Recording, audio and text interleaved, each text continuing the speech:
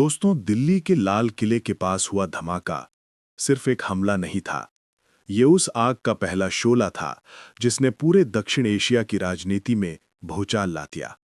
अभी धूल बैठी भी नहीं थी कि इस्लामाबाद से बेतुके बयान, खोखली धमकियां और पुरानी गीदड़ भभकियां फिर से सुनाई देने लगीं।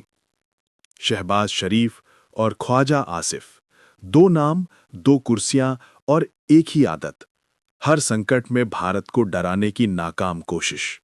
उन्होंने मंच पर खड़े होकर वही पुराना टूटा फूटा नारा दोहराया कि पाकिस्तान दो मोर्चों पर जंग लड़ने के लिए तैयार है।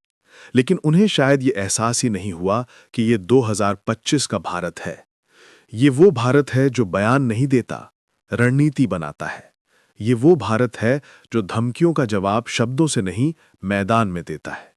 और जैसे ही पाकिस्तान ने दो मोर्चों की बात छेड़ी, भारत ने चुपचाप एक ऐसा कदम उठाया जिसने इस्लामाबाद और रावलपिंडी दोनों की नींद छीन ली। तो अब सवाल सिर्फ इतना नहीं है कि पाकिस्तान की दो मोर्चों वाली धमकी उसी पर उल्टी पड़ी या नहीं। सवाल यह है कि क्या पाकिस्तान अब भी इस क्षेत्र की भूराजनीति को पुराने चश्मे से देख सकता है? क्या वो ये मानने को तैयार है कि भारत अब पलटकर जवाब देने वाला देश नहीं है? भारत वो राष्ट्र बन चुका है जो खेल की दिशा ही बदल देता है। दिल्ली में हुआ धमाका चाहे पाकिस्तान की साजिश हो या उसका प्रॉक्सी, भारत अब उस दौर में नहीं है जहां वो ऐसी हरकतों को नजरअंदाज करते।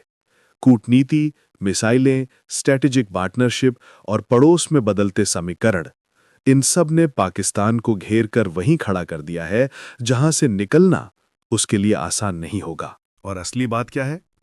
अगर पाकिस्तान ने समझ लिया कि भारत की चुप्पी कमजोरी नहीं, तूफान से पहले की खामोशी है, तो इस पूरे क्षेत्र में स्थिरता की एक नई शुरुआत हो सकती है। लेकिन अगर इस्लामाबाद का सत्ता तंत्र अभी भी पुरानी सोची समझी धौंस जमाने की कोशिश करेगा, तो उसे ये याद रखना होगा कि नया भारत किसी भी चुनौती को आधे रास्ते में नहीं छोड़ता। वो अंत तक जाता है और निर्णायक होके जाता है। अब आपकी बारी। आप क्या सोचते हैं? क्या यह समय है कि भारत कूटनीति और रणनीति दोनों में एक नई दिशा तय करे? क्या आपको लगता है कि पाकिस्तान की ये गीदड़ भभकी इस बार उसके लिए सबसे बड़ा आत्मघाती कदम साबित होगी?